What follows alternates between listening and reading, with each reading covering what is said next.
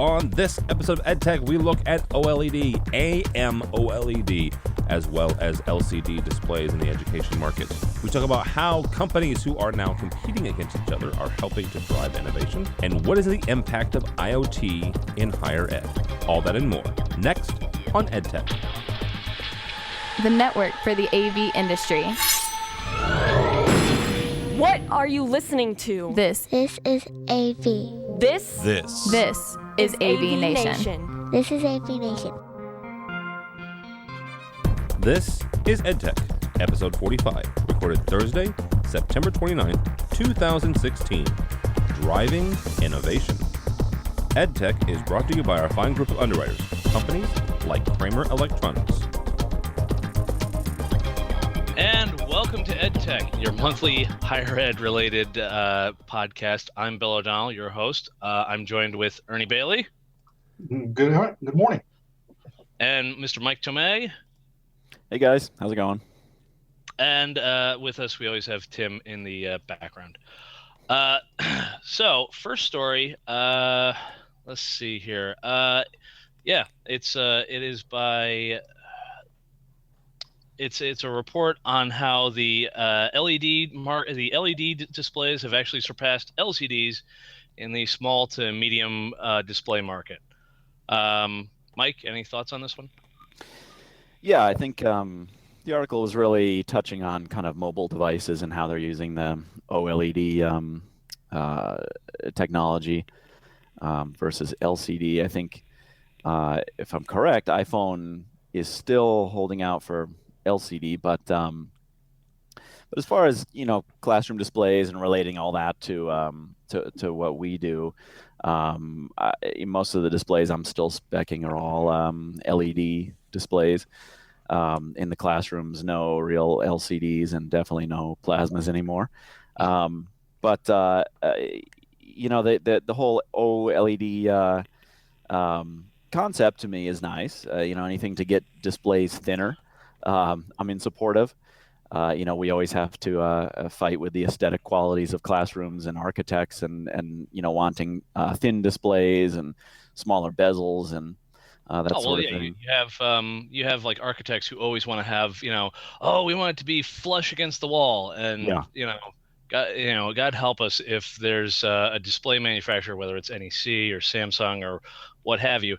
If they at least are smart enough to put it along the sides, which I've seen NEC most times usually has like their HDMI and all their other inputs along the sides. Yep. But if it's back, you better hope that someone spec'd in a back box, because otherwise it's gonna be painful. Yeah, exactly. And then the whole ADA standards of protruding objects from the wall. You can only have 4 inches off the wall, and then you're out of ADA standards at that point. So thinner displays is the way to go. Are you guys then also, when you're trying to spec like, in say Milestone's case, the thin stall mounts, or are those more pain than what they're worth?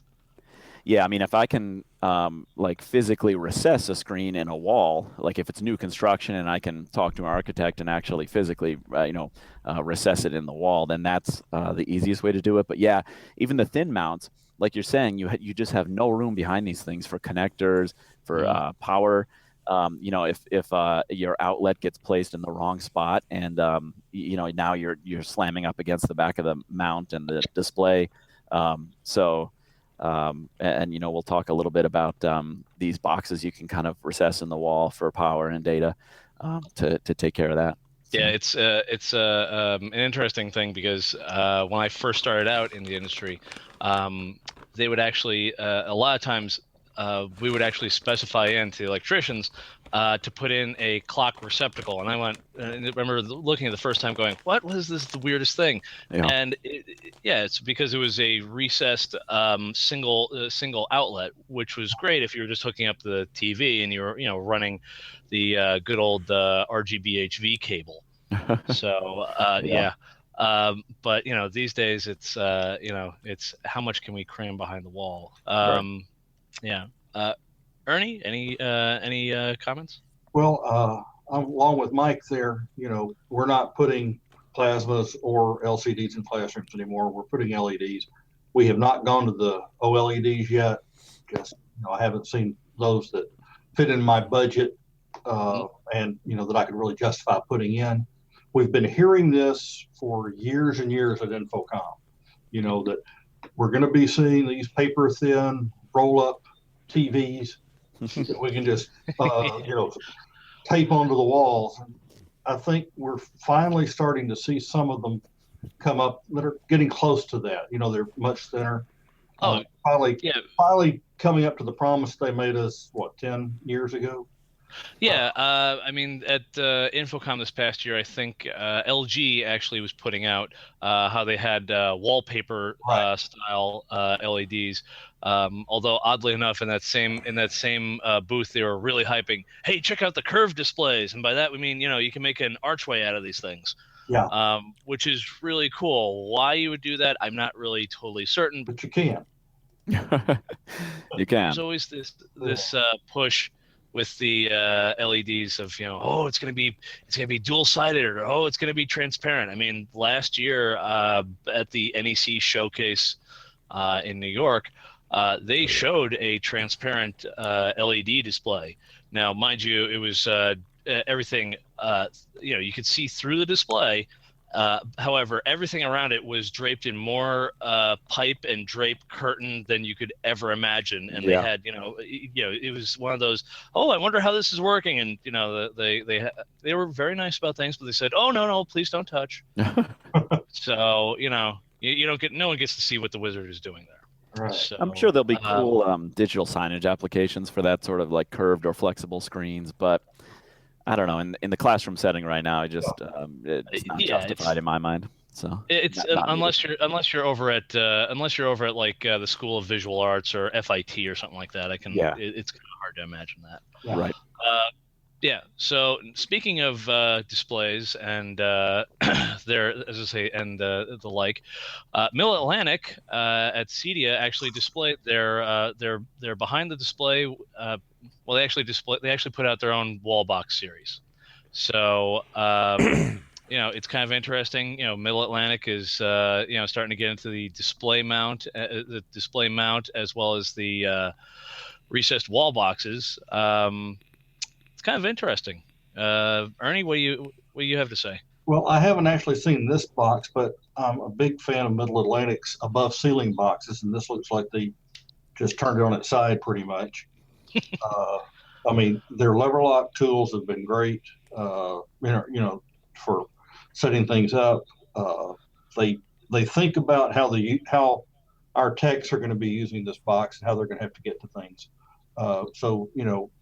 I like that. It looks like this box is big enough to work with. I've gotten some of these boxes in the past, and I try to put like a Crestron scaler inside it, and it will fit, but you can't put your connectors on it. It's I've seen it where some folks go, you can put all this into it. Yeah, if you have 0-point connectors or if you're using right angle HDMI plugs, because those work so well. But this one looks like it's thought out. Like I said, Middle Atlantic usually does that with their products, so I would be interested in seeing this. Right now, we're just having a hole cut in the wall basically behind the TV and recessing power and data, and then give me room to run all my cables through it. So I like the protection for the equipment. The thing I like about this is the fact that they actually integrated in their lever lock technology. And if anything, with Middle Atlantic, there's never really a time where they've like rushed something out the gate. This is something that obviously they've been looking at for a good while. They've been working it through. I'm liking what they're going with, especially because they have a very well developed power system with their own Middle Atlantic power products and everything. It's going to be interesting, mostly because just from the features that are in it, it's different enough that you're going to probably see some folks from Milestone looking and going, okay, how do we up our game with this? Yes. So it's an interesting back and forth. I'm sorry, Mike. What's go ahead. Yeah. So I like these boxes all the time when I install flat panels. I've been speccing the chief versions or FSR versions of these for a while now, and it gives a great place for to land your power outlet and data connections in there. The like Ernie mentioned, for a while there, it was tough to get a DM scaler into the smaller boxes, and especially when they went up to this new 4K scaler, which is wider or longer. The big candy bar. Yeah, exactly. And so definitely pay attention to like your connector sizes, like you guys were saying, your cable bend radius. Just because the device fits in there doesn't mean that its power supply, that its transformer will fit in there too. You have to cram a lot of things into these boxes. So I definitely like to spec the larger boxes. And some people will throw an Apple TV in there if it's just kind of like a little huddle space type setup, or maybe put an Air Media in there or some other wireless device. So I like this Middle Atlantic box with all of these brackets and mounting plates that you can put in there, because that's always the hard part, is getting your device. It's nice because you can actually stagger it a little bit, where you go, all right, here in the back here is going to be the and I think you can see it in the original promo photo. In the back there's a little 2 outlet surge protector, and then on the top you could have say your Air Media or your Solstice Pod or whatever unit, whatever wireless presentation flavor you like. It's still hard to get to the equipment back there, though. If you're using, especially we were talking about thin mounts, if you're using a really thin mount, like just say a tilting mount on the wall, sometimes it's tough to get to that equipment in a pinch. So Ernie had mentioned the ceiling boxes, and I've seen people installing those above the displays for their equipment and then running cables down.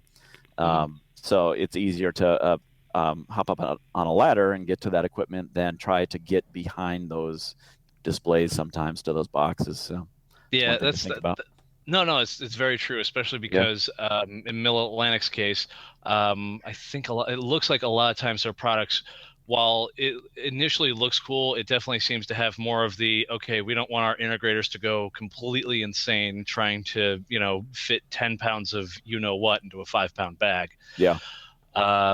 So I can definitely appreciate and understand why, saying like in Ernie's case, why we're doing a ceiling box when you look and say, well, can't we just put it in a back box? Well, we can, but it's a matter of, how much scraping and screaming and cursing do you want to do before you, get the display off the wall? Because I will admit, the thin stall mounts can be a real pain to actually get off the wall if they're in static.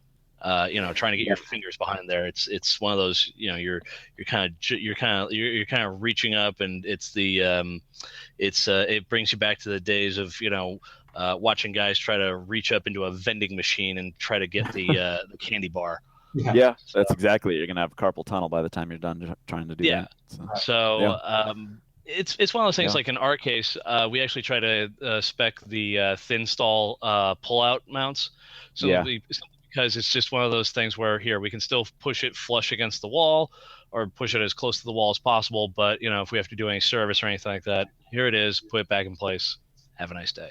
Yeah, definitely much easier when that mount pulls out. Yeah. We actually had a recent issue with our contractor because we're renovating one of our oldest buildings. And they decided to spec in 90-inch displays, and we only have a staff of maybe about 4 people. And I said it would take all 4 people for them to take it off of a tilt wall mount of a 90-inch display in case there's anything wrong. I'm like, can we just put this on a pull-out? Oh, we have to reinforce the wall and this and that. And I went, yes. Do you want to hire 4 additional people for when this display has issues? No, all right, we'll go put it on. If you're hanging a 90-inch PV, you're probably going to have to put some enforcement in the wall anyway. Oh yeah, no, they believe me, they had to, believe me, we did the math. The wall itself has to be reinforced to hold about 1,300 pounds. So the architects didn't believe it when I said you have to put a steel plate in. They went, no, we don't. I'm like, oh yeah, here's Chief's actual structural guidelines with this. Now, if you want, you can go have a structural engineer sign off on this. So they quieted it up real quick after that. Yeah. On this box, going back to one thing you mentioned a while ago is, you say, Milestone and some of the other people are probably going to be looking at this saying, what can we do to up our game? I'm for anytime we see that, because that just makes it better for us as users and integrators. Be able to, if our suppliers are fighting with each other to make the best product, we're gonna keep getting better. Competition definitely drives innovation. In that, I won't lie. For the longest time, I can remember that I've usually, if I've been an integrator or an end user, if it's a mount, it's probably been Chief. If it's been a rack, it's probably been Middle Atlantic. Yes. Now, is there anything wrong with either one of them? No, believe me, they both make very good products, and they're very good at it. But every now and then it is good to have another company kind of come in and say, well, this is how we do it, and we actually figured out it's easier to do this than that. And all of a sudden, everyone has to up their game, unlike say Biamp and Crestron or QSC. Cough, cough. I think in new construction, typically the electricians are the people that are purchasing and installing this box because a lot of it is touching what they're doing with the outlet or data connections. And the whole Legrand connection with Middle Atlantic, electricians are, they've been using Legrand items for years, maybe Raceway, things like that. And they're probably pretty comfortable speccing and buying that and getting good deals on it. So, and if anything, I've seen, this is actually what's caused, I think Milestone to do a partnership. I believe they partnered with Surgex. So if you've seen some of the new pack boxes, they actually have models where there's a Surgex outlet strip built into the box. Yep. Which saves time with everybody, makes life kind of puts the integrators a little at ease, and that hey, instead of the the $2,000 display taking a hit, it's the $50 outlet that can be easily replaced. Yeah. So that aside, like you said, Ernie, it's a good thing when I think you have two big companies like this starting to kind of move into each other's realms. It's gonna drive some innovations. So lastly but not leastly, the IoT. There's an article talking about obviously the Internet of Things. Infocom has been talking about this recently, and Mike, what are your thoughts on this? Yeah, I mean, I'm definitely not an expert on this whole concept, but people talk about the Internet of Things. They talk about connection of all these different devices to a network, but there's a whole other component of it is the collection of data from those devices, sensors in the devices, kind of sending data to these storage sites, and then using that data in some sort of way. And the AV world has been kind of embracing that concept for a while, trying to connect all of our equipment to networks, and being able to do remote monitoring and control and troubleshooting, that sort of thing. Okay, well, I think to me at least, the Internet of Things is kind of making people more aware of you can have say your refrigerator hooked up to the network, which is unique. But the idea of it is that I think it's really more of folks who are starting to understand more of there's going to be more metrics about things, and I know that's always been a wonderful world, at least in the higher ed world of where are the metrics on it? Oh, let's show this. Right. But it's making people more aware of it, in which hey, it could eventually end up being that, hey, your washing machine has noticed that you start doing heavier loads and this and that. These are the best times for you to do this, that kind of thing. It's an interesting thing, which I think folks are going to start understanding, how at times how habit driven we are. And But I I think know people this need is to embrace the idea of data sharing. There's still all these privacy concerns, so I think the tech world is definitely pushing for this Internet of Things, but the general public needs to accept the idea that they're going to have a lot of devices that are giving metrics back to somebody. That's Oh yeah, no. If anything, yeah. you remember when things like at least in the Northeast, you had Easy Pass that came along, in which all it is just an RFID tag, and a lot of people put up a big stink about it. Reason being was that, oh, they're tracking when we're coming and going, or Yeah. oh, the bigger conspiracy theory was always, oh, if I go from exit 7 to exit 8 and I make it in 5 minutes or anything, they're gonna automatically issue me a speeding ticket. Did that ever happen? That No. happened to my brother in Orlando. Really? Yeah, Oh, man. outside Orlando. Yeah, he made it between 2 points too fast and paid the toll and the ticket. He said Wow. he Well, learned all right. to stop at the McDonald's on the way. Huh. Well, all I can say is, up in New Jersey, we definitely don't. That has never been enforced to my knowledge, mostly because I've made it down to Central Jersey, down to practically Cherry Hill in half an hour. So not that I was speeding, but I definitely wasn't. I was definitely enforcing my lead foot. Yeah. So. But it's one of those things. Like initially, everyone was like, "Oh my gosh, I'll be able to track you," and then cell phones came along. Oh my gosh, everyone's gonna be able to track you. Well, guess what? Everyone gives out information, whether they realize it or not. I mean, it's one of those things. You're right in that people have to understand that your habits, your habits, the things you do, the actual transactions that you do, they're all going to be tracking because it's marketing data, it's analytical data, and folks want that information because it's part of how do we make a better product, or how do we get this to where folks will go for column A versus column B. Yeah. As I say, I've gotten on my soapbox for a minute here, Ernie. Okay. Well, we laughed when we started putting some AV equipment on the network, and why are we doing that? I remember really having a good laugh when I first saw a daylight screen with a network port on it.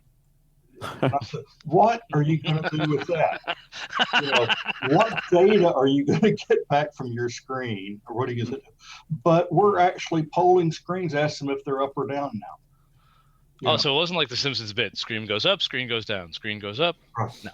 Well, but I mean, we can now, if we get in a situation where we have a whiteboard behind a screen, and someone says, I want to use the whiteboard, we can say, is the screen up or down? Not send a false up that you don't need. Just say, where are you right now? That is true. It's a good point with that. And there's now no more of this, did I turn the oven off when you get 30 minutes away from home? You pull out your iPhone, hit a button, oven's off, garage door's closed, alarm is set. Yeah. Well, remember back in the day when it was... You're not the driver to be checking. But... Back when we started throwing everything, all the AV equipment on the network, I don't think higher-ups really realized how useful it was until we could pull reports and say to them, look, we're putting in all these, VCRs, and they're being used for like 5 minutes a semester, so maybe we should pull them out. Things like that. It's like, all of a sudden it's worth it to put it all on the network and be able to pull all these stats and monitor everything. No, if anything, with GV, we actually so we actually had to put in a lab for our chemistry department, and we looked at everything and said, oh, we're going to pull equipment from this room, and the the psychology department threw an absolute fit, and they said, no, we need this room, we use it all the time. And we went into GV and checked the lamp hours. Lamp hours all have accounted for 2 hours, which I'm pretty sure at least one of them was for testing. So we're like, you guys have never used this room. So it's So part of the IoT thing, it's on a using small scale, analytics. the same. Yeah, well, it's using it's using analytics to justify the point and everything. So that being said, we are actually at a time here. Mr. Ernie, where can folks reach you at? Folks can find me on LinkedIn. So Okay. the best way. Fair enough. Mr. Tomei? Yeah, LinkedIn's a good spot, but as always, my website is best. It's tomeav.com. It's TOMEIAV.com. All right. And Yeah. I'm Bill O'Donnell. You can find me on Twitter as well as LinkedIn. So, and that brings, as I say, that brings the show to an end. This is EdTech.